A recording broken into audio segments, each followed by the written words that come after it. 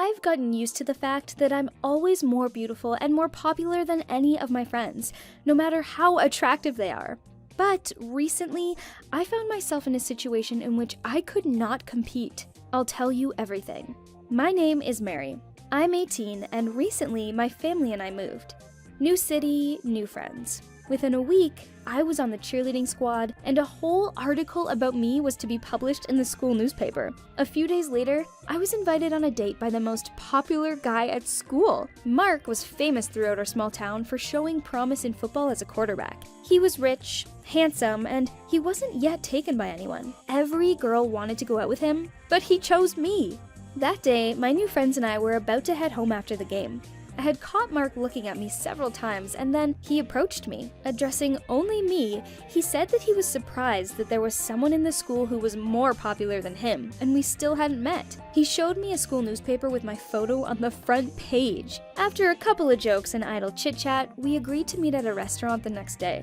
It seemed that nothing would spoil my mood until I read that article about me. They just couldn't help but talk about Jake. His name was mentioned more often than mine, but I hadn't even told anyone about him. Jake is my older brother. About a year ago, he began playing in the NFL. His career had taken off. In our family, he has always been number one. Such a perfect, caring son. Always calls mom and dad, always comes home on holidays, and now he has become a real object of pride and adoration. And not just for my parents. So my date with Mark was set for the next day, and I fell asleep in sweet anticipation. Everything went great. Mark was very courteous and polite. We kissed a lot, and he was such a magnificent kisser. I have a rule. On the first date, I don't allow anything but kisses, and Mark did not demand more. He was in no hurry, and I was completely fine with that. We saw each other every other day and even managed to meet each other's parents. First, he introduced me to his family, and then I did the same. I also knew how much Mark wanted to meet my brother. A meeting between these two hardcore football players was planned. One of them, so far, only dreamed of glory, and the other's childhood dream had already come true and was shining brightly.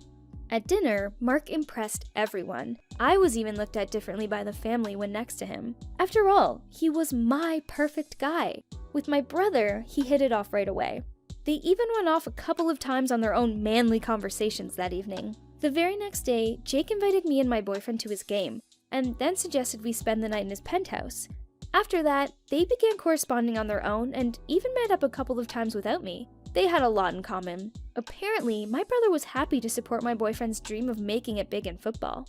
Mark and I had been together for about 3 months when he decided to throw a big party at his place. Jake was invited and was supposed to be the main attraction. Mark had high expectations that evening, as did I. After all, so much time had passed and we had never gone beyond just kissing. Therefore, for the party, I carefully selected not only my dress, but also my underwear. The evening was in full swing when my brother came and Mark literally immediately took him aside.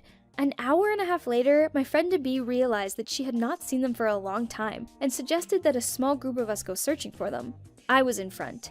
Approaching Mark's room, I involuntarily hastened my step and pulled away from the others. When I opened the door, I saw my boyfriend and my brother kissing.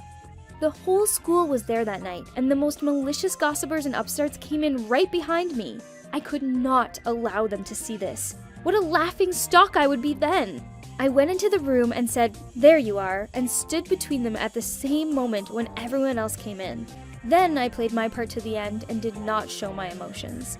All week, I pretended to be sick so I wouldn't have to go to school. After all, I didn't know how to explain to my friends the sudden breakup with Mark and my brother's quirks. Mark had dated me only to get close to my brother. Jake came over on the weekend, and not alone. He and Mark came as a couple. My parents' surprise lasted no more than 5 minutes, and then they pretended that everything was as it should be, even though, until recently, I had been calling him my boyfriend.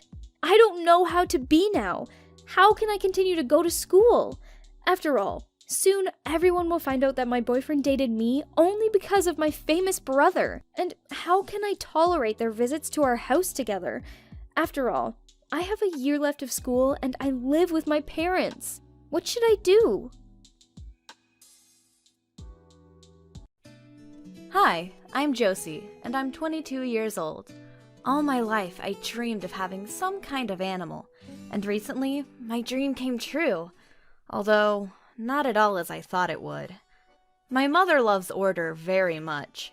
The house is always spotless, food strictly on schedule, and, of course, no parties or noisy games. There was not even mention of animals. To my requests for a kitten or puppy, Mom always answered that when I grow up and could take care of it myself, I could get one. At 12 years old, I decided to prove that I can take care of a pet. For 2 months, I maintained perfect cleanliness in my room, mowed the lawn, and pulled all my grades up to 4s and 5s. Mom praised me, but I still wasn't allowed to have a pet. At that time, I did not argue, but after a few years, I began to tell my mother no. A year ago, I was walking in the park. I had a favorite place, quiet and secluded, where I would listen to birds, paint, or read. I came, spread a blanket on the grass, and pulled out a book. Before I had time to delve into the novel, I heard a faint, sad meow. Had someone really come to this remote corner of the park with a kitten? Strange. I tried to keep reading, but the meowing constantly distracted me, and I decided to see what was the matter.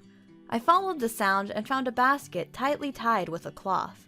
This is where the meows were coming from. Hello? Who's there? Anyone? Whose kittens are these? No one responded, so I decided to act. I untied the fabric and looked into the basket. There were 7 wonderful kittens inside, but they were so thin, so miserable. Maybe someone lost the basket? Perhaps someone walked away for a minute and then forgot where they left the kittens. I took the basket and walked through the park in search of the owner, but I did not find anyone. Surely, no one abandoned these adorable kittens, let alone in a tightly tied basket. If I had not found the basket, the kittens would have died of hunger and thirst. How horrible!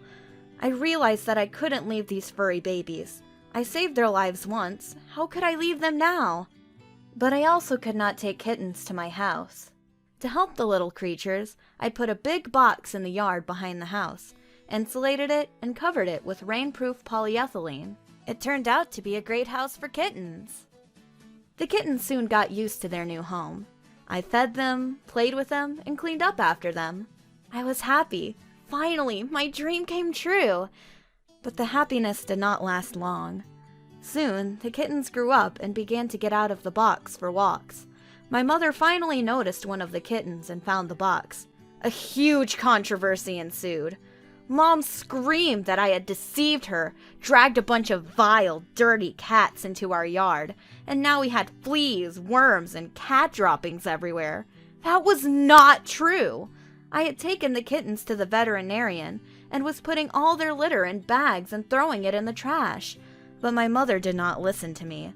She only blamed and scolded, and then said that she would not tolerate such a source of filth in the yard. I had to obey. I put the kittens in a box and took them to the main street of the city.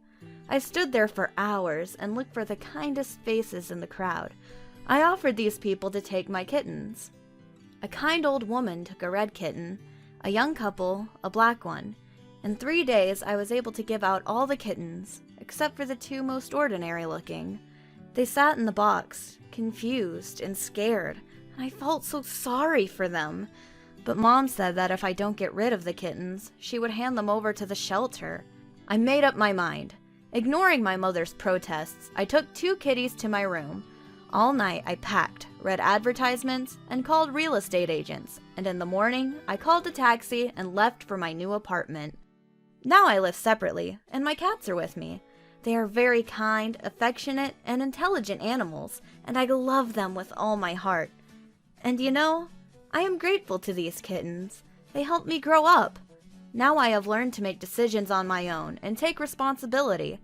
I think this was a very important step to take, and I successfully did it. Have you ever made a spontaneous decision? Tell me in the comments about the craziest thing you've done.